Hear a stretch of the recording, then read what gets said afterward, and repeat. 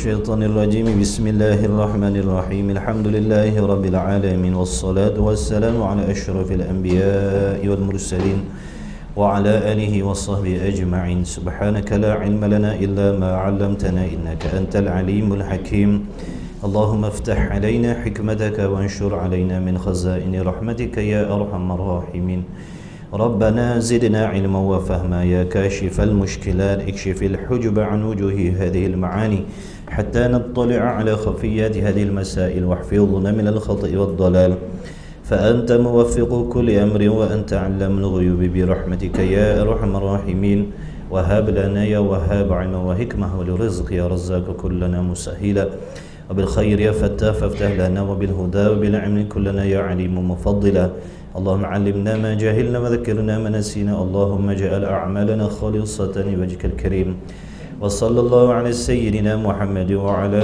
آله وصحبه وبارك وسلم الحمد لله رب العالمين الحمد لله أما بعد السلام عليكم ورحمة الله وبركاته hadirin hadirat rahimakumullah yang dikasihi oleh Allah yang diridai oleh Allah Subhanahu wa taala, tetamu Allah dan Rasul. Alhamdulillah, segala puji bagi Allah yang memberikan kepada kita nikmat kesihatan, kesempatan, taufik dan hidayah dapat kita bertemu lagi pada pagi ini. Diharapkan sekalian yang hadir sihat walafiat.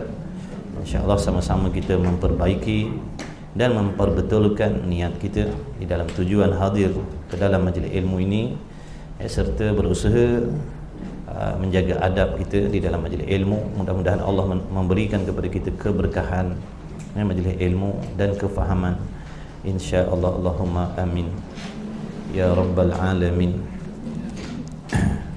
Sambungan kitab kita Risalah Al-Misbah Al-Munir, edisi Rumi, muka surat 26.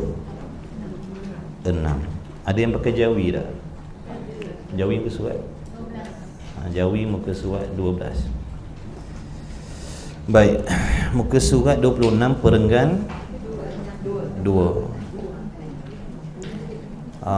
Baik. Bismillahirrahmanirrahim.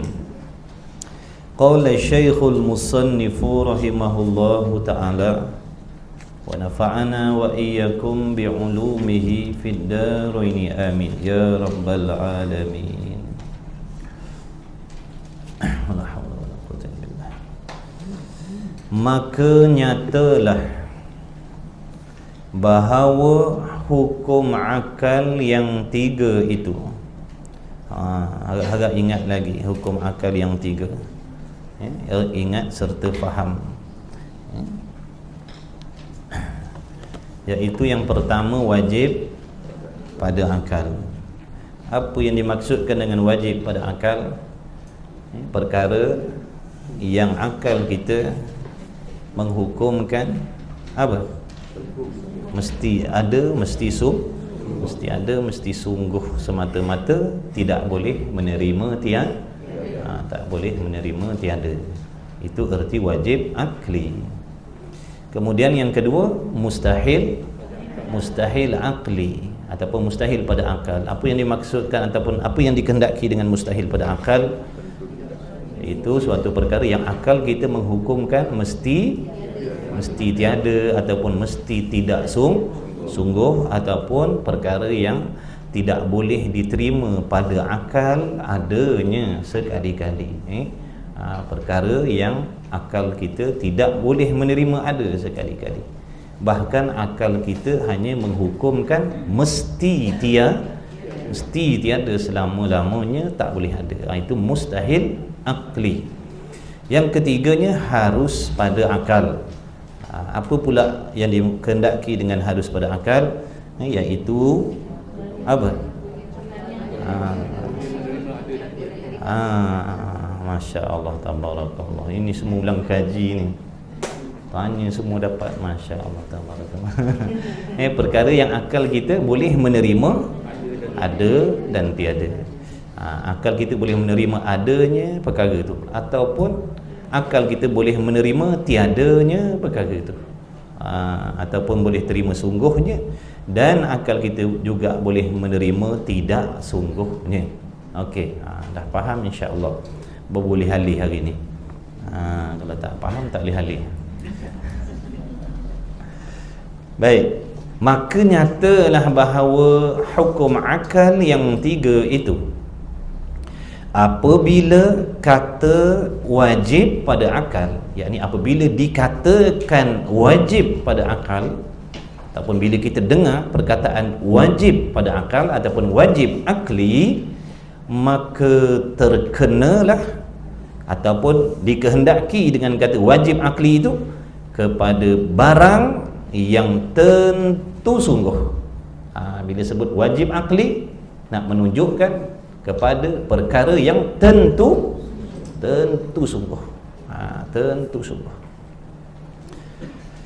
Dan mustahil pada akal itu, apabila kita dengar perkataan mustahil pada akal itu pula terkena kepada barang yang tentu tidak. Apa maksud tentu tidak? Tentu tidak tulis. Tulis. Tentu tidak, yakni tentu tidak sungguh. Nanti kan kita tak faham tentu tidak apa pula. Kena rajin mendhabit kitab. Nanti boleh beli pen baru.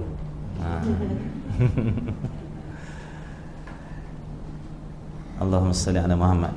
Okey. Dan mustahil pada akal itu terkena pada barang yang tentu tidak, yakni tentu tidak sungguh. Dan apabila dikatakan harus pada akal itu kena kepada barang yang terima, yakni pada akal, yang terima, yakni yang terima pada akal, kedua-dua. Terima, yakni terima pada akal. Terima apa pula kan, terima kasih pula je kan. Dan harus pada akal itu kena kepada barang yang terima, yakni terima pada akal, kedua-dua. Apa maksud kedua-dua? Yakni terima sungguh dan terima tidak, yakni terima tidak sungguh pun akal boleh terima, tidak sungguh pun akal boleh terima. Itulah yang dikehendaki dengan harus akli. Harus akli. Jadi sepintas lalu nak bagi tahu wajib akli ni tuan-tuan. Tadi kita dah faham wajib akli ni adalah perkara yang akal kita menghukumkan mesti ada ataupun mesti ada sungguh, betul? Dia terbahagi kepada dua. Wajib akli ni dia ada dua bahagian. Yang pertama wajib akli yang daruri, nama dia. Wajib akli yang daruri. Nak tulis-tulis, tak nak tulis pun tulislah. Itu tambah-tambahlah sementara teringat. Wajib akli yang daruri. Apa maksud wajib akli yang daruri? Maksud wajib akli yang daruri ini tuan-tuan puan-puan yang hadirin hadirat rahimakumullah, iaitu sesuatu perkara yang akal kita menghukumkan mesti ada, ataupun kita menghukumkan perkara itu mesti sungguh, kita menghukumkan dengan mudah saja kita menghukumkan perkara itu mesti, perkara itu sungguh, tidak perlu kepada dalil-dalil, tak perlu kepada perbahasan, tidak perlu kepada keterangan-keterangan. Dengan mudah sahaja akal kita menetapkan perkara itu mesti sungguh. Tak payah nak bawa dalil Quran, tak payah nak bawa dalil akli, tak payah nak berbahas-bahas, tak payah. Mana contohnya? Dapat tak tadi wajib akli yang daruri ni? Perkara yang akal kita menghukumkan mesti sungguh, mesti ada, menghukumkan dengan mesti ada sungguh tadi dengan mudah. Apa maksud dengan mudah? Tak perlu nak dibahas-bahas, tak perlu nak mencari dalil tak payah. Mudah je kita nak menghukumkan, senang je kita nak hukumkan, mesti ada, mesti sungguh, mesti betul. Baik, contohnya mana? Saya kata contohnya begini, setiap benda mesti bertempat. Setiap sesuatu mesti bertempat. Sungguh ke tidak? kena dalil. Setiap benda mesti bertempat. Sungguh ke tidak? Tuan-tuan sekarang bertempat ke tidak? Mana dalil? Tak payah dah. Itu maksudnya kita menghukumkan perkara itu mesti ada, mesti sungguh dengan tak payah nak bahas-bahas, tak payah nak berdebat-debat, tak payah nak bawa dalil Quran, dalil hadis. Perkara itu kita hukumkan mesti ada, mesti sungguh dengan mudah. Itu yang dimaksudkan dengan wajib akli yang daruri. Okey. Dia ada dalil juga ke? Sebenarnya dia ada dalil juga ke? Ni dalil kita tengok sendiri. Ni kita bertempat ni tempat ni. Tak payah dalil. Maknanya benda yang akal kita menghukumkan dengan mudah mesti ya. Setiap benda bertempat mesti ya. Tak percaya. Dia kata tak percaya. Tu ada masalah tu kalau tak percaya. Satu sebahagian daripada dua. Sungguh ke tidak? Kena dalil. Nak bahas? Tak payahlah, benda mudah. Itu maksud wajib akli yang daruri. Adapun kita nak menghukumkan mesti sungguh ada Allah, bukan mudah. Kita nak menghukumkan mesti ada Tuhan, mesti ada Allah, bukan mudah. Dah tu orang mudah dia cakap ada Allah, itu tiru. Tiru mudah nak? Mudah. Kita dengar orang cakap kita tiru mudah. Sebenarnya nak menghukumkan ada Tuhan ni bukan semudah kita hukumkan setiap benda bertempat tadi. Nak menghukumkan ada Tuhan, kuasa Tuhan, sedia kala Tuhan, tidak ada Tuhan yang lain dan sebagainya, bukan perkara mudah. Diperlukan perbahasan, perlukan keterangan-keterangan, perlukan kepada dalil-dalil. Itu beza. Jadi nak menghukumkan mesti ada Allah tadi, itu termasuk dalam kata wajib akli yang nazari nama dia.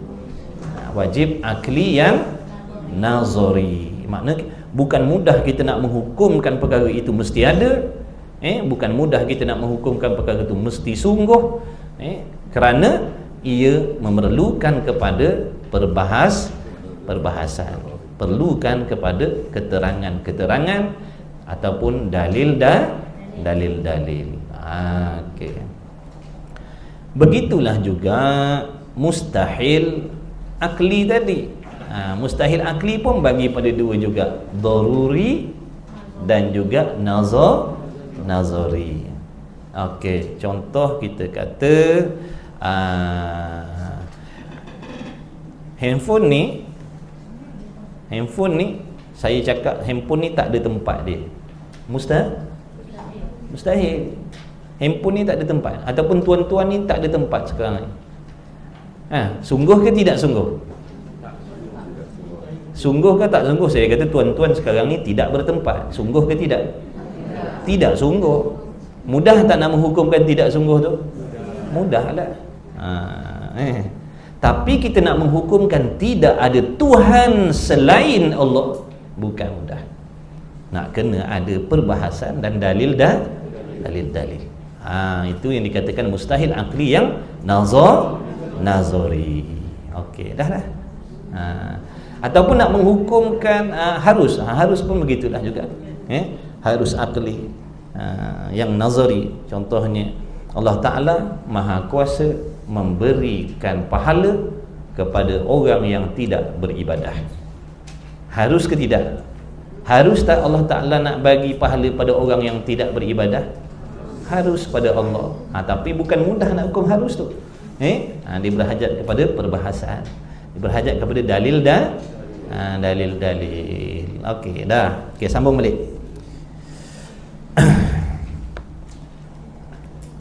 Maka nyatalah bahawa hukum akal yang tiga itu, apabila kata wajib pada akal, tentu terkena kepada barang yang tentu sungguh. Bila disebutkan mustahil pada akal, terkena kepada perkara yang tentu tidak, yakni tentu tidak sungguh. Dan apabila dikatakan harus pada akal, menunjukkan kepada perkara yang akal kita boleh menerima kedua-dua. Harus pun boleh, tidak harus pun sungguh pun boleh, tidak sungguh pun boleh. Habis. Dan nyata pula daripada hukum akal itu, mana setelah kita diterangkan maka nyatalah pada kita. Dan nyatalah makna pada kefahaman kita yang belajar. Kalau tak belajar, tak nyata. Kalau tak belajar, tak nyata. Maksudnya kalau tak belajar, tak tahu. Kalau tak belajar, tak faham. Tapi setelah kita belajar, diterangkan, dihuraikan, nyatalah. Dan nyatalah pula daripada huraian hukum akal itu bahawasanya mengetahui hukum akal itu satu tangga bagi mengenal akidah. Nampak tak? Jadi nak mengenal, nak mengetahui, nak memahami perkara yang bersangkut paut dengan pegangan dan kepercayaan di dalam hati, perlu kena pijak anak tangga ni dulu, iaitu mana? Mengerti, memahami hukum-hukum akal. Maknanya kalau tak ada, kalau kita tak pandai, tak tahu, tak faham hukum akal ni, ibaratnya tak ada anak tangga yang nak menyampaikan kita kepada akidah yang sebenar.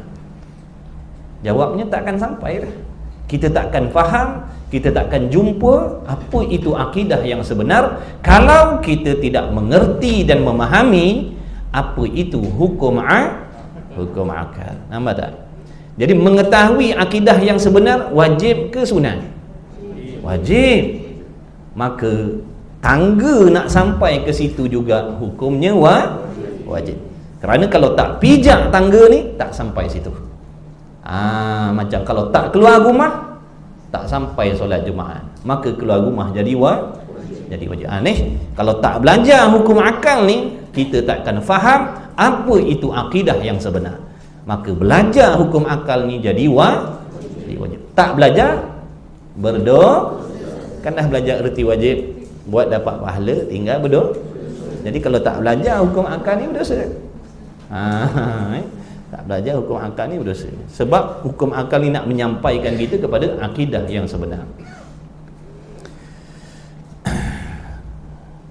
Dan nyata pula daripada huraian hukum akal itu bahawasanya mengetahui hukum akal itu satu tangga bagi mengenal akidah. Jadi bagi siapa-siapa yang belum faham, tolong fahamkan cepat-cepat.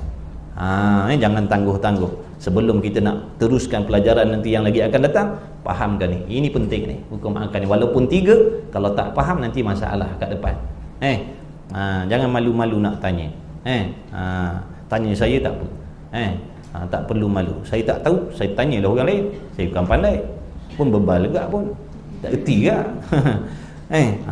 Jadi tuan-tuan tanya saya tak tahu, saya tanyalah orang lain yang pandai.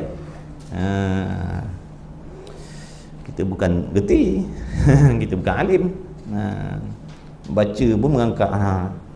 Allahumma salli ala Muhammad. Baik. Jadi tangga mengenal akidah dan teguh akidahnya.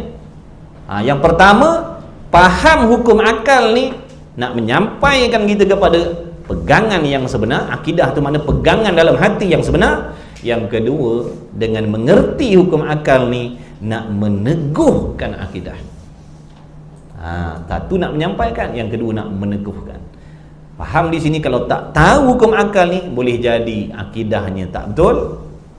Boleh jadi akidahnya tak betul, dan boleh jadi kalau ada akidah pun tidak teguh. Dia nak teguh, kena belajar ni. Kerana akidah itu, sebab apa dikatakan belajar hukum akal, mengerti hukum akal ni adalah suatu tangga untuk mengenal akidah yang sebenar. Kena kenallah akidah yang sebenar dan tak sebenar. Kalau seandainya kita tak mengenal mana satu pegangan yang betul dan mana satu pegangan yang salah, mana yang kita nak ambil? Kalau dalam keadaan kita tak tahu mana akidah yang betul dan salah ni, yang Wahabinya begitu, yang Syiahnya begitu, yang Mu'tilahnya begitu, yang Mujassimahnya begitu, yang Qadariyahnya begitu, Jabariyahnya begitu, Ahli Sunnahnya begitu, mana satu ni? Kalau kita tak kenal, dah nak ambil yang mana? Sebab tu kena kenal baru boleh ambil. Nampak tak? Sebab tu kalau orang tak nak belajar tauhid ni, dia boleh terima pakai semua akidah. Kalau tak nak belajar ilmu akidah ni, ilmu tauhid sifat 20 ni, dia boleh terima semua akidah, dia boleh ambil. Dia kata semua sama je. Nampak dia tak boleh beza mana yang betul, mana yang salah. Bila tak boleh beza, tak tahu nak ambil yang mana, lah ambil semua. Apa jadi kalau campur yang bersih dengan kotor? Dia jadi bersih ke dia jadi kotor? Jadi kotor lah. Nasi Arab buh tahi kambing sikit. Macam gaul-gaul boleh makan agak-agak? Tak boleh. Sebab dah bercampur dengan benda kotor. Jadi jangan dalam hati kita ni akidah yang betul pun ada, akidah yang sesat pun ada. Dia kira sesat dah tu, dia tak kira betul dah. Mentauhidkan Allah pun ada, kadang-kadang mensyirikkan Allah. Dia jadi apa? Jadi syirik. Dia tak jadi mentauhidkan Allah. Dalam bab akidah dia tak boleh campur-campur macam tu. Dia bukan macam bab fiqh. Mazhab tu kata baca doa kunut. Boleh? Mazhab ni kata tak perlu baca. Tak ada masalah. Tapi dalam bab akidah lain, tuan-tuan. Bab akidah lain. Okey. Kerana akidah itu pengakuan di dalam hati seseorang, bukan di lidah. Akidah ni benda dalam hati. Benda dalam hati. Kalau tak dibahaskan, tak dibincangkan, tak dituturkan, kita tak akan faham, kita tak akan tahu. Benda dalam hati. Maka tidak dapat pengakuan itu. Makna tidak dapat pengakuan yang sebenar itu.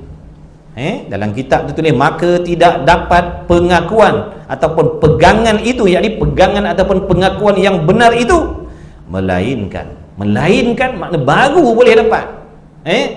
Melainkan baru boleh dapat dengan mengerti hukum-hukum akal yang tiga itu. Makna kita takkan boleh tahu apa itu akidah yang betul kecuali dengan memahami hukum akal ni. Mau tak mau kena belajar juga hukum akal ni. Dia kata tadi kita takkan tahu, takkan mengerti apa itu akidah pegangan yang betul kecuali, apa maksud kecuali? Baru boleh tahu. Kecuali baru boleh tahu akidah yang betul dengan memahami hukum akal ni. Hukum akal yang tiga itu maksudnya wajib akli, mustahil akli dan harus akli.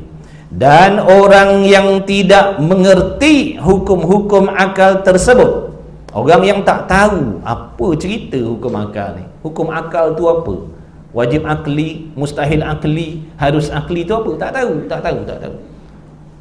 Tak tahu, boleh jadi tak tahu sebab tak nak ambil tahu. Kalau tak tahu sebab tak nak ambil tahu, dosa. Tapi kalau tak tahu dengan sebab masih belajar, tak dosa. Mustahil dalam masa yang singkat nak tahu semua benda, betul? Jadi selagi kita duduk dalam majlis ilmu, insya-Allah ada kemaafan daripada Allah. Ada ruang-ruang keampunan daripada Allah kerana kita sedang berusaha untuk ambil tahu. Ada pun orang yang tak tahu kerana memang tak nak ambil tahu, itu dosa. Itu disengaja. Orang panggil jahil yang disengajakan, kebodohan yang disengajakan. Sengaja tak nak pergi cari, sedangkan dia orang cerdik, dia orang bijak. Seandainya kalau dia pergi, ada harapan pandai. Dia bukan orang gila. Belajar ilmu lain boleh ngerti macam-macam ilmu lain, maknanya ada harapan dia boleh mengerti ilmu ni. Tapi sayang dia tak nak datang, tak nak pergi cari ilmu, sehingga dia tak gerti, dia tak tahu, dia tak faham, maka duduk dalam dosa dah. Selama mana dia tak pergi belajar tu, selama itulah duduk dalam dosa. Kenapa? Kerana dia ahli ilmu, makna dia orang yang ada peluang boleh memahami. Kecuali dia gila ataupun akalnya tak waras, itu dah memang tak ada peluang, tak ada harapan nak pandai. Jadi dia tak pergi belajar, tak ada masalah. Ni bijak, cerdik, kira duit pandai. Kira duit pandai, tapi tak nak pergi belajar. Jadi dia tak tahu pasal semayang, tak tahu pasal puasa, tak tahu pasal akidah, tak tahu pasal ikhlas dan sebagainya, sebab dia sendiri yang tak nak pergi cari. Maka duduklah dalam dosa. Sebab tu kena belajar. Tak kira lelaki, tak kira perempuan, kaya miskin, semua kena belajar. Ini perintah Allah atas kita semua manusia. Tak ada pilih bulu. Tak ada pilih bulu siapa-siapa. Dan orang yang tidak mengerti hukum akal tersebut, terkadangnya tidak ada akidah sedikit pun. Kadang-kadang tak ada pegangan dalam hati. Kadang-kadang jagang-jagang, kadang-kadang orang dah macam mana dia nak mengetahui akidah yang betul? Hukum akal pun dia tak tahu. Itu kata tadi, terkadang-kadang orang yang tak mengerti hukum akal ni, boleh jadi kadang-kadang dia tak ada pegangan langsung dalam hati. Dia tak peduli Tuhan ni ada ke, Tuhan ni tak ada ke, tak ada dalam kamus hidup dia. Tak peduli. Tak ada masa nak mikir tentang Tuhan ni ada ke, tak ada. Tak ada masa. Ada jenis manusia macam tu, dia tak ambil peduli ada ke Tuhan, Allah ni betul ke, sungguh ke, tidak ke. Tak ada masa nak mikir benda tu. Tu contoh. Ada orang jenis macam tu, mikir kaya, mikir duit, mikir pangkat, mikir harta, mikir macam-macam, fikir seronok atas dunia tu yang dia mikir. Tuhan ada ke tidak, tak ambil peduli, tak ada masa nak mikir. Auzubillah min zalik. Tu kadang-kadang, mudah-mudahan kita tak masuk dalam golongan ni. Allahumma amin. Mudah-mudahan anak cucu cicit isteri kita, anak-anak kita tak masuk dalam golongan ni. Mudah-mudahan Allah Ta'ala jadikan lahirkan di kalangan kita cucu cicit kita, anak isteri kita di kalangan orang yang ambil tahu tentang akidah. Allahumma amin. Macam tu lah. Ni kalau minta duit, amin kuat. Mudah-mudahan Allah jadikan anak bini kita, cucu cicit kita kaya raya. Amin. Memang kuat. Amin.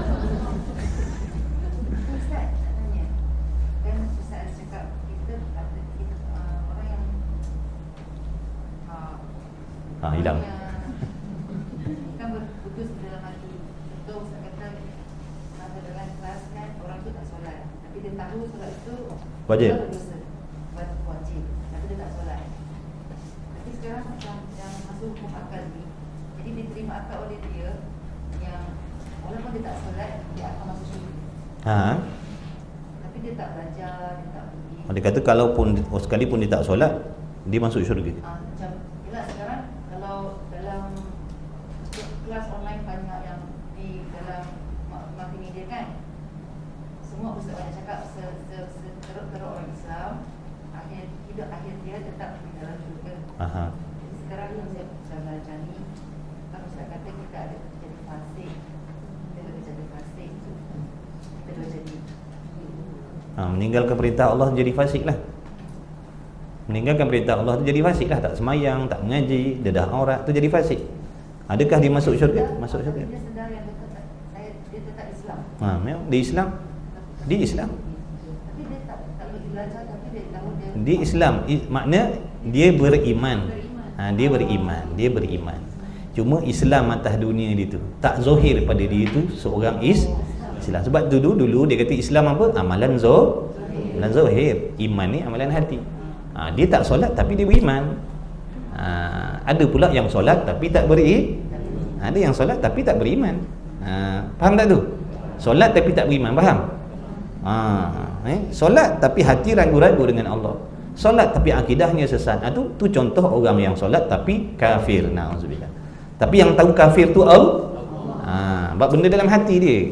Ni ilmu, makna tu panduan. Orang yang zahirnya solat, puasa, zakat, haji, umrah tapi akidahnya sesat, makna orang yang jenis macam ni kafir di sisi Allah. Di sisi kita makhluk manusia ni, dia orang Islam. Sebab tilik pada zahirnya dia percaya Allah Tuhan, Muhammad Rasul. Tak ada dia membuat benda-benda yang kurafat, yang mensyirikkan Allah, tak ada. Pun tak pernah dengar daripada mulut dia keluar perkataan yang merosakkan akidah. Jadi sangka baik kita, dia orang Islam. Macam tu. Kalau disembelih kambing, gilah makan. Habis. Kemudian maka orang yang tidak ada akidah, kadang-kadang dan terkadang tidak ada akidah sedikit pun, kadang-kadang tak ada akidah sedikit pun, yakni tidak ada pegangan dalam hatinya, tak ada langsung pegangan. Maka orang yang tidak ada akidah atau tidak ada pegangan dalam hati itu dinamakan akan dia orang yang jahil. Makna orang yang tak tahu tentang pegangan dalam hati, orang tak tahu tentang kepercayaan dalam hati terhadap Allah. Dan jahil, tak tahu, tak reti tentang Allah itu, tidak sah imannya. Nampak tak? Allah tu ada ke tidak? Entahlah, tak tahulah nak cakap. Tu maknanya.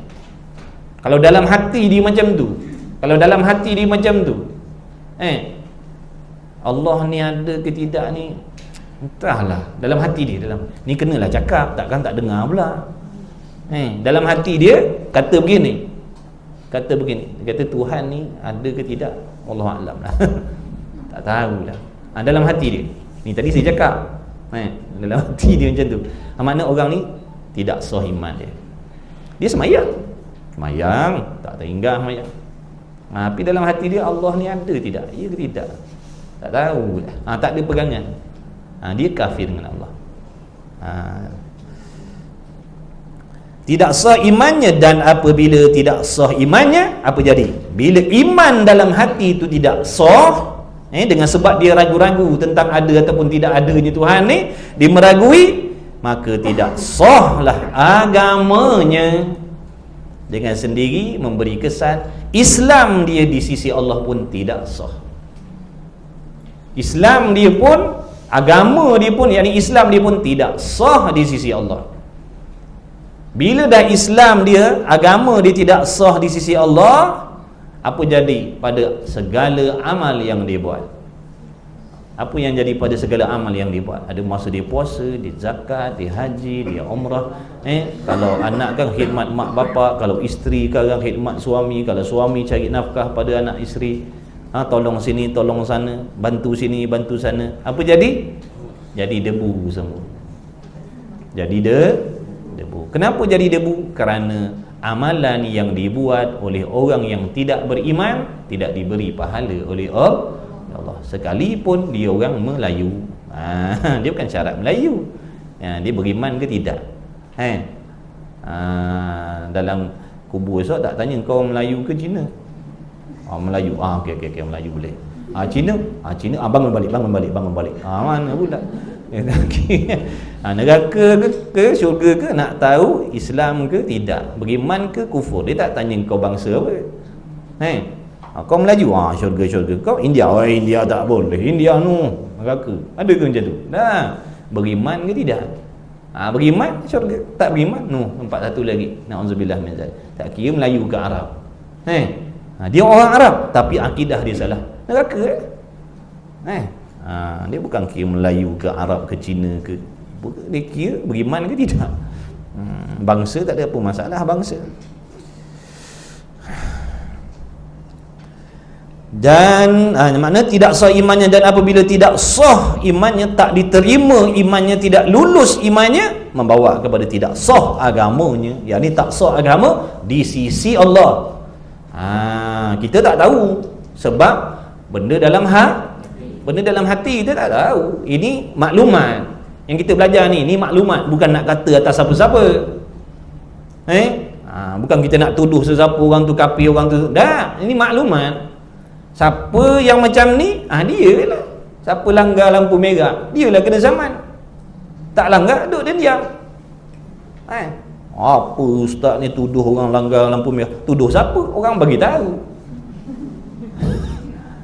Ustaz tu kata tu kapi. Siapa pula kata tu kapi tu? Orang bagi tahu siapa langgar lampu merah kena saman. Kau langgar ke? Tak langgar, dah duduk dia diam. Yang langgar lah. Siapa yang macam ni dalam hatinya, dia lah tu. Siapa yang dalam hatinya tak ada pegangan tentang Allah, dia lah tu.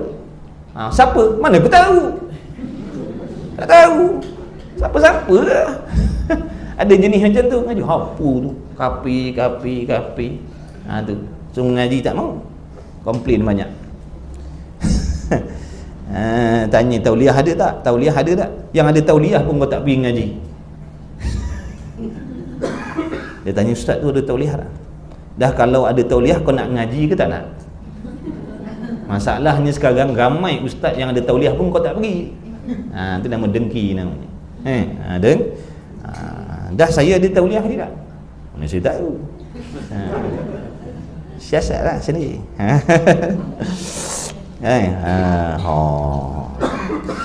Baik. Dan apabila tidak sah imannya, tidak sah agamanya, kenapa pula bila tak sah iman, tak sah agama di sisi Allah? Kerana makna iman, kerana sah agama itu, yakni sah agama kita di sisi Allah terhenti ia di atas sah iman. Tu kira Islam sisi Allah. Islam atas dunia tak kira macam tu. Islam atas dunia ni lidahnya mengaku Allah Tuhan, Muhammad Rasul, Islam lah pukul kata. Tapi sisi Allah tak boleh tipu dengan lidah kita. Sekalipun lidah kita mengaku Allah Tuhan Muhammad Rasul, tapi dalam hatinya tak betul pegangan terhadap Allah. Tetap Islamnya tak laku sisi Allah. Sekalipun orang ramai menyangka dia orang Islam. Faham tak ni tuan-tuan? Agak-agak faham. Banyak orang tak faham ni.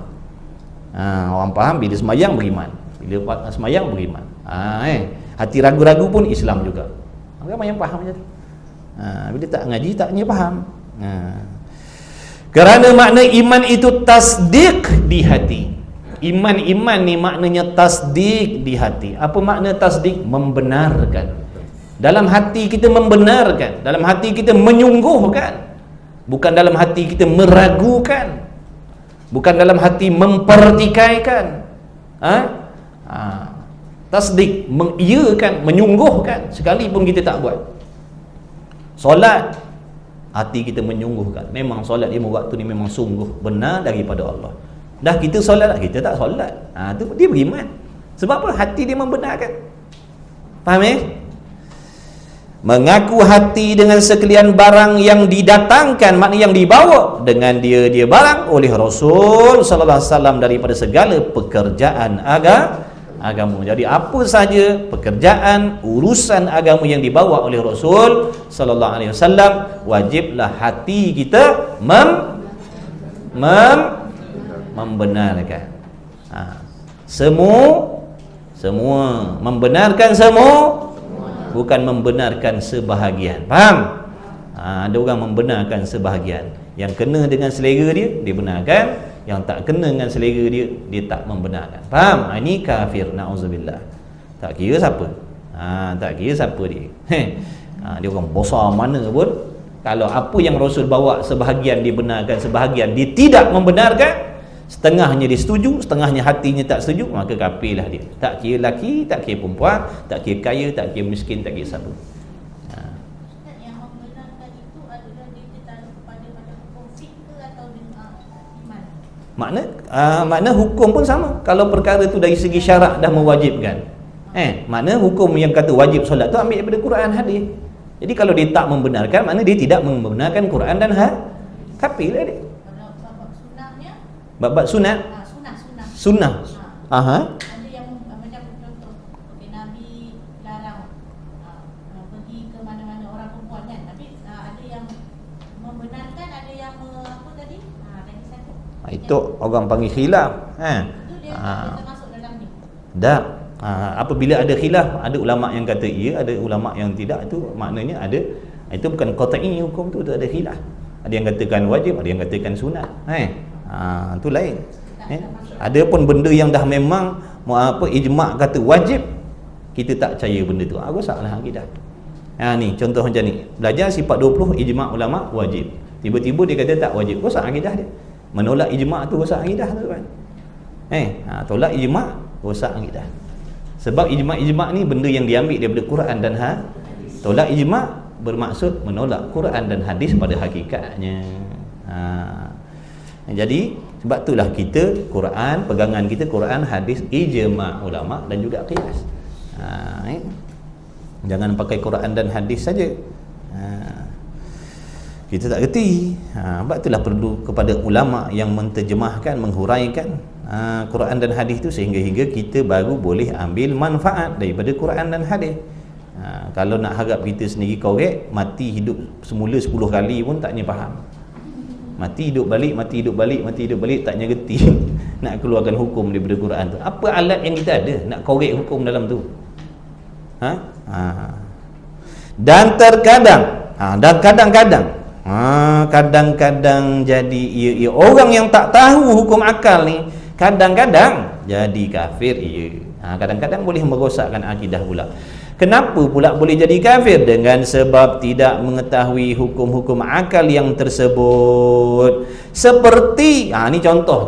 Jadi dia cakap tu ada alasan, tuan-tuan. Bukan dia cakap kosong, ada alasan dia. Kenapa dia kata kalau orang tak tahu hukum akal ni kadang-kadang boleh jadi kafir? Mana contohnya? Seperti ni seperti dia nak bagi contoh orang yang tak reti hukum akal, yang boleh rosak akidah menjadi kafir. Seperti i'tiqad. Makna seperti seseorang ini memiliki pegangan ataupun kepercayaan dalam hati seseorang akan bahawa Tuhan itu putih umpamanya dalam hati dia. Dia tak cakap, diam-diam dalam hati dia, ontok-ontok dalam hati dia, ontok-ontok dalam hati dia. Duk percaya Allah ni warnanya putih terang berderang, dia percaya macam tu dalam diam-diam. Dia tak cakap orang. Kalau cakap terang-terang kafir dah, terang-terang, nama dah. Kalau terang-terang diluahkan, makna jatuh dia dalam perkara yang merosakkan akidah dalam bentuk perkataan. Ini dia tak cakap. Dia kafir sembunyilah. Dia selama ni dia percaya yang Tuhan ni ada cahayanya terang benderang macam lampu ni lagi terang lagi. Dia percaya macam tu. Rosak akidah. Kenapa? Kerana dia dah menyengutukan Allah dengan sesuatu. Bahaya tak tahu? Bahaya. Bahaya tuan-tuan. Bahaya, jangan main-main. Macam-macam duduk dalam hati dia diam. Dia percaya Tuhan ni warna putih. Yang tu pula dalam diam-diam dia percaya Tuhan tu warna hijau. Yang tu pula dalam diam dia percaya Tuhan tu warna biru. Ikutlah. Yang tu percaya Tuhan oranye. Macam-macam. Macam-macam. Maka rosaklah akidah dia. Makna dia kafir di sisi Allah. Sebab benda tak zahir. Kalau dia cakap terang-terang, kau nak tahu tak, aku percaya Tuhan ni begini warnanya, tu terang-terang kau murtad dah ni, wajib syahadah balik. Sebab nyata dah perkataan.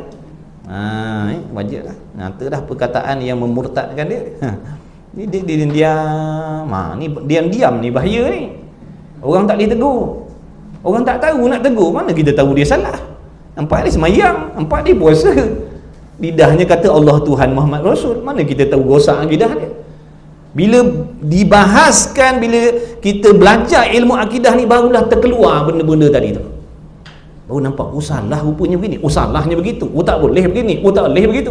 Kalau tak belajar, ada jumpa kawan-kawan kat kedai kopi ke, rumah kenduri ke, sembang pasal akidah? Ada? Siapa kawan tu? Ni sambil-sambil potong bawang ni pun nak tahu dah, kita ni ahli sunnah wal jamaah, akidah kita ni begini, hukum akad terbahagi kepada 3. Ada? Elok sangat tu, waliullah boleh jadi tu. Takkan jumpa tuan-tuan ni, benda yang kita sembang ni takkan jumpa melainkan dalam majlis ilmu lah tuan-tuan. Kalau kita tak belajar, bila kita nak tahu benda ni? Umur kita makin pendek. Kita seronok sambut happy birthday, anniversary, seronok dengan umur kita yang semakin pendek. Bagi hadiah, bagi batu nisan,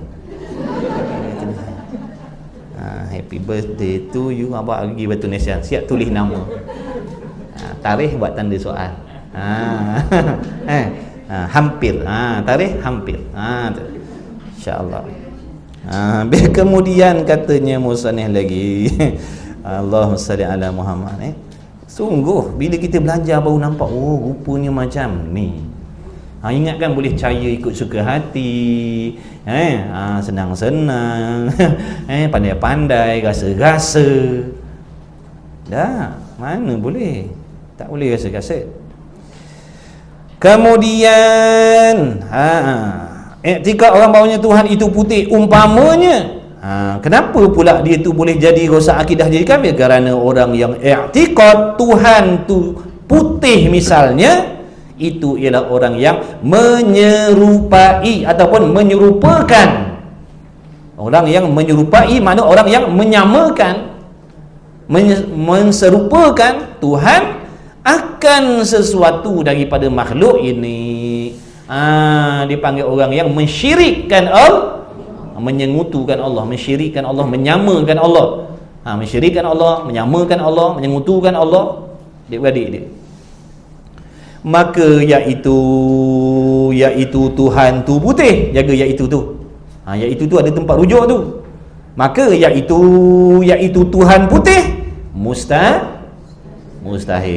Ataupun iaitu putih mustahil atas Allah Ta'ala. Apa maksud mustahil? mesti tidak sungguh. Dah belajar tadi tu. Mustahil maknanya mesti tidak sungguh, ataupun mesti tak boleh diterima pada akal. Selama mana tak boleh terima?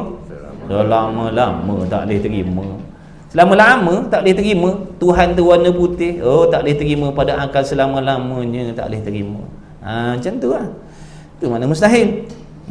Kalau bukan boleh jadi, boleh jadi maknanya bukan mustahil, boleh jadi itu harus. Maka iaitu mustahil atas Allah Ta'ala, yakni tentu tidak atas Allah Ta'ala. Putih, Allah putih, tentu tidak sekali-kali pada Allah. Dan orang yang i'tiqad menyerupai ataupun menyerupakan Allah Ta'ala dengan segala yang baharu itu. Apa maksud baharu? Sesuatu yang ada permulaan boleh, sesuatu yang boleh yang boleh ada, boleh tak ada boleh, sesuatu yang berubah-ubah boleh. Itu baharu. Jadi benda baru ni banyak. Ni kita ni baru. Manusia, syaitan, jin, iblis, makhluk yang boleh nampak, yang tak boleh nampak. Yang nampak ni pun kita belum tengok semua. Betul? Ni yang jenis nampak ni. Banyak lagi yang kita belum nampak. Kalau nak cerita yang tak nampak, lagilah lagilah tak tahu apa ke benda tak pernah tengok. Ni yang kat dunia, nanti dalam syurga lagilah tak tahu. Banyak dah? Banyak. Dalam neraka? Banyak. Satu pun tak serupa dengan Allah. Yang banyak-banyak tadi tu, alam zahir, alam gaib, dunia, akhirat, syurga, neraka, yang dah jadi, yang belum jadi, yang dah ada, yang dah binasa, ataupun yang belum Allah jadikan lagi masa-masa akan datang, satu pun tak ada yang serupa dengan Allah. Macam tu. Bukan tak ada, tak serupa dengan benda yang ada sekarang. Boleh jadi nanti lagi akan datang, akan muncul satu benda yang serupa dengan Allah. Dah. Tak serupa sedia kala dengan sesuatu, dan tak serupa selama-lamanya. Sebab sifat mukhalafah ni sifat yang wajib bagi Allah. Sifat yang wajib ni sifat yang mesti ada selama-lamanya. Dia tak berubah dah. Tuhan tu tak serupa dengan makhluk sekarang, nanti dah kiamat baru dia serupa. Dah mustahil. Macam tu. Seronok tak ngaji? Yalah tu. Bahasa yang betul kita nak sebut baru ke baharu? Baharu. Kalau istilah kita ni baru, ada yang sebut baharu. Baru pun boleh, baharu pun boleh. Baharu tu ataupun baharu ataupun baru, makna merujuk kepada sesuatu yang asalnya tiada. Baru ada. Dulu tak ada. Baru ada. Baharu. Kan ada beza baharu dengan baru? Ada. Apa baharu? Baru kalau ikut dalam kamus kita ni, baru ni macam just baru jadi. Sama lah tu. Pun baru lah kata. Baru jadi. Baru itu. Ataupun yang dah lama jadi pun, dah lama baru jadi. Dah lama dijadikan pun baru je. Macam alam ni alam ni tak tahulah berapa juta tahun asalnya baru juga. Yang baru jadi ni pun baru juga. Dua-dua tu sama, mungkin orang panggil. Sesuatu yang asalnya tak kira lah dia dah lama ke ataupun dia baru muncul sekejap tadi, pun sama kedua-dua tu. Dua-dua tu mungkin orang panggil. Dua-dua tu makhluk. Dan orang yang i'tiqad menyerupai Allah Ta'ala dengan segala yang baru ataupun baharu itu, jadi kafir. Na'udzubillah min zalik. Ini hukum dia, siapa? Mana kita tahu. Siapa-siapa yang langgar lah, dialah yang jadi kafir ni. Kita jangan. Maka sebab tu kita kena tahu. Bila kita tahu, baru boleh kita berhati-hati. Aku tak nak jadi orang macam ni. Maknanya kalau aku buat benda ni, aku jadi kafir. Na'udzubillah, aku tak nak. Jadi takut tak kita?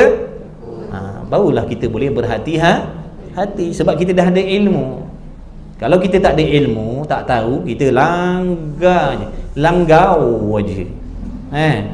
Main langgau je. Dah tak tahu. Rupa-rupa yang kita cakap, yang kita buat, yang kita percaya selama ni dah merosakkan akidah kita tanpa kita sedar. Tapi muju sedar pun waktu hidup ni.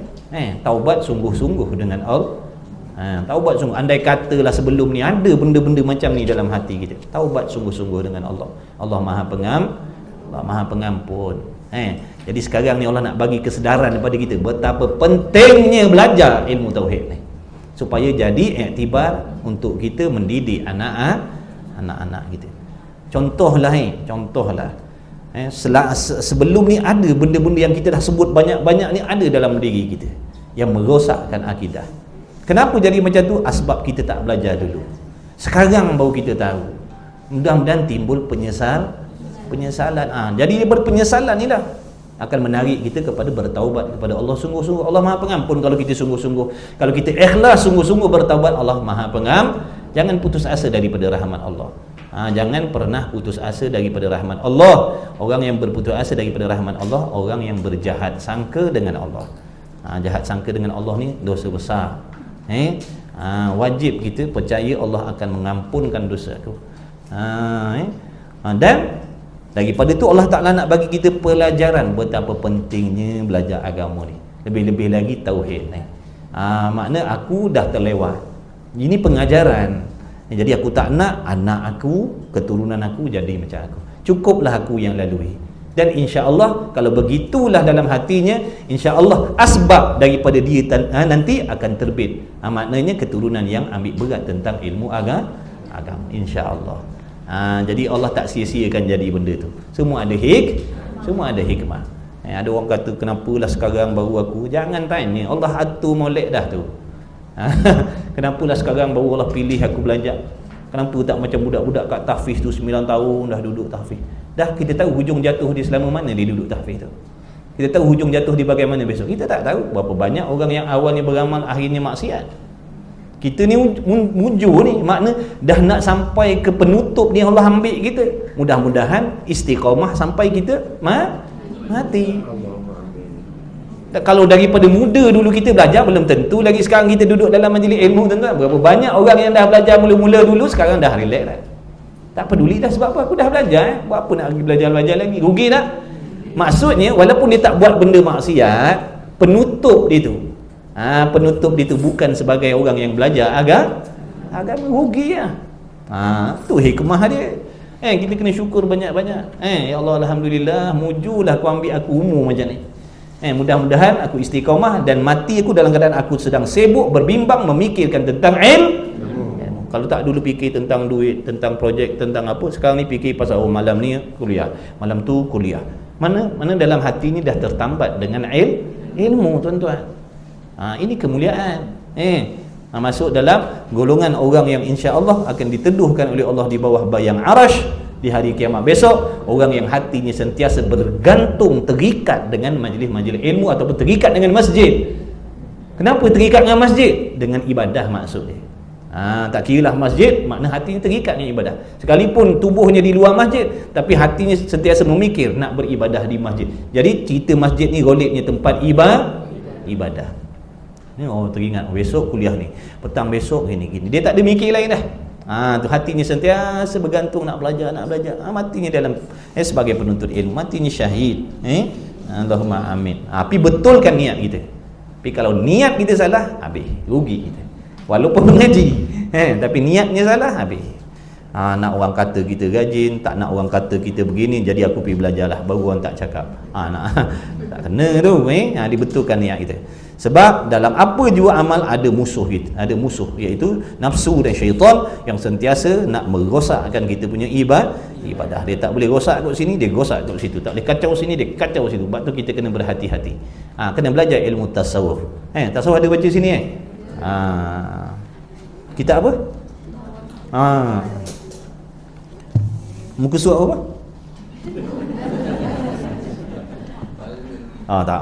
Tak apa asalkan belajar. Hari ni dia baca muqaddimah baru datang ngaji sampai ajal dia, mati dia sebagai penuntut ilmu. Jangan risau. Baru hari dia datang belajar, mati dia melanggar. Mati syahid, tuan-tuan. Tak rugi belajar ni. Belajarlah. Tentukan ni azam aku nak belajar istiqamah sampai habis nyawa aku. Kok mana-mana pun aku nak istiqamah belajar. Insya-Allah Allahumma amin. Kemudian dan orang yang tadi Tuhan akan sesuatu daripada makhluk ini, maka iaitu mustahil atas Allah Ta'ala, yakni tentu tidak atas Allah Ta'ala. Dan orang yang i'tikad menyerupai Allah Ta'ala dengan segala yang baharu itu jadi kafir. Kalau begitu, tahulah kita, maksudnya fahamlah kita yang belajar ni, bahawa belajar makna mengambil tahu tentang apa itu hukum akal, itu hukumnya wajib syarak pula. Jadi hukum belajar hukum mempelajari hukum akal tadi jadi wajib syarak yang dulu tu, iaitu buat dapat pahala, tinggal berdosa. Jadi jangan tinggalkan belajar ni. Kalau tinggal berdosa. Bukan maksudnya tinggal terus, maknanya bukan besok tak ada kelas tauhid dosa. Ustaz besok datang ni, ustaz ajar tak besok dosa. Tak ada cuti aja tu. Mana tak belajar langsung. Tak belajar langsung tu dosa dah. Habis tambihun bermula. Tambih maknanya awas, hati-hati, jaga-jaga. Tu tambih. Isyarat kepada benda yang dia nak bagi tahu ni benda penting. Kalau dekat jalan raya tu dia ada awas. Mana nak bagi tahu benda penting, suruh ambil perhatian. Makna yang tadi tak payah ambil perhatian, dah ambil juga. Yang ni pun kena ambil juga. Bermula perkataan wajib, banyak maknanya. Jadi perkataan wajib tu, sebutir tu, wajib tu banyak makna. Jadi bila satu perkataan ni dia banyak makna, ni yang kita nak kena faham. Takut nanti kita salah faham. Contohlah perkataan wajib ni, katakanlah dia ada 5 makna. Makna pertama, makna kedua, makna ketiga, makna keempat, makna kelima. Bila kita dengar wajib, kita ingatkan makna yang pertama. Rupanya orang bercakap tu nak makna yang lepas tu kena faham ya. Bermula perkataan wajib tu banyak maknanya, tetapi disebutkan di sini mana dalam kitab ni 4 jua, iaitu 4. Yang pertama wajib pada syarak. Dah belajar dah gitu, wajib pada syarak, perkara yang dituntut oleh Allah atas diri kita, yang diputuskan oleh Allah atas diri kita supaya melaksanakan, buat dapat pahala, tinggal dosa. Kemudian yang kedua wajib aradi, betul? Wajib juga, tapi wajib aradi, iaitu perkara yang menjadi ketetapan dan ketentuan daripada Allah, tetapi Allah tidak menuntut pihak kita melakukan dan melaksanakan, cuma nak bagi tahu benda ni pasti berlaku dan pasti terjadi kerana telah dijanjikan oleh Allah. Atau yang hidup wajib mati, atau yang mati wajib hidup kembali, atau wajib aradi. Kemudian tengoklah balik sambil nak menunggu cerita pangeran pukul 6 tu. Tengok saya ada 3 kemudian yang ketiga wajib pada adat. Makna sesuatu yang menjadi kebiasaannya, contoh api, wajib membakar. Jadi kita kata api membakar ni hukum adat. Pisau yang tajam melukakan, itu wajib pada adat. Itu wajib adat. Okey, habis dah. Dan yang keempat wajib pada akal, iaitu perkara yang akal kita memutuskan mesti ada ataupun mesti sungguh, tidak terima tiada sekali-kali. Jadi harap kita dapat beza. Wajib syarak apa, wajib aradi apa, wajib adat apa, wajib pada akal apa. Barulah kita tak terkeliru nanti. Baru kita tak salah faham. Wajib sembahyang lain, wajib kenyang lain, wajib mati lain, wajib ada Allah lain. Jadi tak sama. Kemudian dan demikian juga perkataan mustahil, iaitu 3 perkara. Mustahil pun ada banyak juga maknanya. Jangan bila kita dengar mustahil kita pukul rata satu je. Dah, mustahil ada 3. Yang pertama, mustahil pada Arab atau mustahil aradi. Apa mustahil aradi? Perkara yang berlawanan dengan apa yang telah dijanjikan oleh Allah. Allah dah menjanjikan yang hidup wajib mati. Tiba-tiba dikatakan pula yang hidup takkan mati. Mustahil. Apa mustahil? Mustahil aradi. Kemudian mustahil pada adat, perkara yang menyalahi hukum kebiasaan, benda pelik-pelik. Benda pelik-pelik yang menyalahi hukum kebiasaan. Makan banyak tapi tidak kenyang, mustahil pada adat. Mustahil pada adat. Tanam pokok pisang, keluar buah mangga. Tanam pokok pisang, keluar buah mangga, mustahil pada adat, tapi harus Pandai dah. Harus pada akal. Mustahil pada adat, tapi akalnya harus, kerana Allah harus menjadikan demikian. Dan mustahil pada akal. Ni perkara yang akal tak boleh terima sekali-kali. Perkara yang akal tak boleh terima ada sekali-kali. Akal menghukumkan mesti tiada, mesti tidak sungguh selama-lamanya. Contohnya apa? Anak Tuhan. Contohnya anak Tuhan. Anak Tuhan mustahil pada akal, tak boleh terima pada akal selama-lamanya. Lemah Tuhan, pekak Tuhan, bisu Tuhan, ikutlah kekurangan tu pada Allah tu mustahil. Subhanallah, maha suci Allah dari sebarang jenis sifat kekurangan. Demikian lagi perkataan harus, maka iaitu perkataan harus ada 4 maknanya. Harus pada syarak lain, harus pada aradi lain, harus pada adat lain, dan harus pada akal lain. Maka tiap-tiap satu daripada yang tersebut berlain-lainan maknanya. Lain-lain makna tu. Jadi hati-hati. Hati-hati. Takut salah faham. Karomah tu masuk dalam perkara haruslah. Harus pada akal, mustahil pada adat. Sihir pun sama. Sihir kan benda pelik-pelik kan. Mana pada adatnya mustahil dia boleh buat macam tu, tapi pada akal terima, sebab itu kekuasaan Allah dengan izin Allah hakikatnya. Syirik tak syirik tu cerita nombor 2 lah.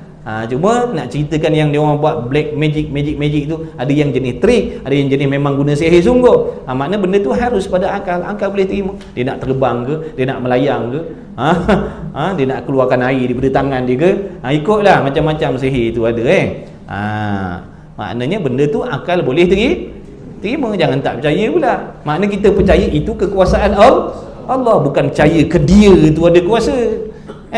Jangan percaya ke dia tu pula. Dia tak ada apa-apa, dia sama dengan kita manusia. Cuma berlaku benda tu dengan izin Allah.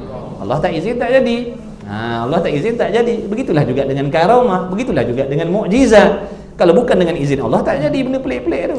Sebab tu benda-benda yang pelik tadi harus pada akal. Harus tak kiralah mukjizat, tak kiralah karamah, tak kiralah sihir, tak kira ma'unah. Ma'unah ni benda pelik yang Allah bagi kepada orang biasa. Orang biasa, orang macam kita ni, kadang semayang, kadang tak semayang, kadang mengaji, kadang tak mengaji, kadang mengumpat, mana pula kadang mengumpat, selalu mengumpat, berdengki, selalu berdengki, selalu bersangka jahat. Tiba-tiba berlaku benda pelik pada kita. Tengah-tengah panjat pokok kelapa sampai pucuk sana tu, jatuh tak adanya apa-apa dia. Kepala dululah tu. Kepala dulu. Pacak dalam tanah kepala dia. Bangun tak ada apa, bersikat rambut. Tak ada melecet, tidak mengaduh, tidak. Pelik tak? Pada adat jangan main mati tu. Tapi berlaku pada dia ni kadang-kadang semayang, kadang-kadang tak semayang, tapi berlaku benda pelik pada dia. Namanya ma'unah, semata-mata pertolongan Allah. Tapi jangan panjat terjun balik. Jangan try lagi sekali. Dia bukan karamah. Kalau karamah ni dia boleh berulang-ulang. Dia boleh berulang-ulang, nak jalan atas air berulang-ulang. Itu lain, itu karamah. Ni ma'unah, jangan try. Tu tadi semata-mata belas kasih Allah je tu, nak bagi kesempatan taubat ke, pergi mengaji ke, betulkan semayang ke. Kadang berlaku benda pelik-pelik pada kita, jangan perasan pula, oh karamah dah aku ni. Aku ni jarang-jarang semayang, kadang jadi pelik-pelik. Wali. Bukan wali. Tak payah nak perasan tuan-tuan. Semata-mata Tuhan tolong, Tuhan belas kasih atas kita, nak menyelamatkan kita agar kita bersyukur dengan keselamatan tadi. Yang tak semayang, yang dah semayang, baiki semayang, pergi ngaji dan macam-macam lagi. Itu namanya ma'unah. Cukuplah sekadar itu. Hendaklah mengambil perhatian pada huraian yang telah lalu. Itu nasihat, peringatan daripada Tuan Pengarang Kitab. Dia suruh kita ambil perhatian, ulang-ulang balik yang dah lepas-lepas ni sebelum jauh. Jadi ada hikmah kita punya kelas ni bukan tiap-tiap hari. Mana ada masa untuk kita nak ulang kaji. Kalau macam kat pondok tu kan, pagi tauhid, tengah hari tauhid, malam tauhid. Tak dan nak mikir. Tu yang tulis banyak-banyak dah tak faham tu. Tak ada nak ulang kaji, baru nak ni tak faham dah masuk pelajaran lain.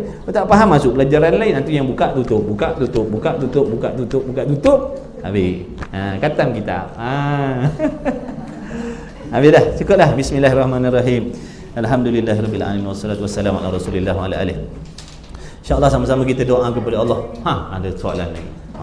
Asyik baik sempat. Yang tadi Ustaz baca yang kat tu kadang-kadang kita jadi kafir sebab tidak mengetahui hakikat.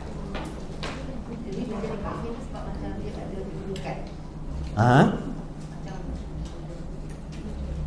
yang Tuhan putih. Jadi dia dah jadi kafir. Jadi kafir. Jadi kalau dia orang macam ni, dia nak bertaubat tapi baru dia Islam nanti dia kena bertaubat sungguh-sungguh lah. Tapi mana dia nak tahu? Mana dia nak tahu yang akidah dia tu salah? Kecuali macam mana kalau dia mati macam tu, mati macam tu lah, mati kafir dah dia. Sebab itulah pentingnya belajar ni. Di situlah baru kita boleh sedar. Contoh macam sekarang andai katalah, bukan ni sebagai contoh, dalam ni ada seorang ni nama dia, boleh jadi sebelum ni pegangan dia macam tu, selama ni dia percaya Tuhan warna putih. Bila dia dah belajar gini, salah rupanya, rosak akidah aku selama ni, maka baru dia sedar. Nampak tak? Bila dia belajar dia baru dia sedar salah, maka bertaubatlah pada Allah sungguh-sungguh. Bertaubatlah, tinggalkanlah pegangan tu, ambillah pegangan yang betul. Taubat sungguh-sungguh, mengaku bersalah, menyesal dengan Allah sungguh-sungguh, dan azam tak nak tinggalkan ilmu, azam nak berubah sungguh-sungguh, menyesal sungguh-sungguh, begitu. Pasti Allah Ta'ala terima taubat kita. Syahadah lah balik, syahadah balik. Wallahu a'lam. Mudah-mudahan dengan berkah menjadi ilmu kita pada hari ini, dengan berkah pengorbanan, ada lagi. Mudah-mudahan.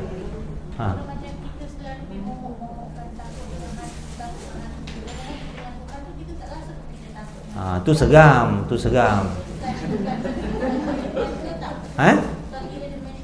Mensyirikkan ni kalau seram tu biasa, kita pun seram juga. Kadang bukan dengan hantu, dengan bini pun kita seram. Gitu. Jadi seram dengan hantu, seram dengan hantu, seram dengan bini tidak mensyirikkan. Faham?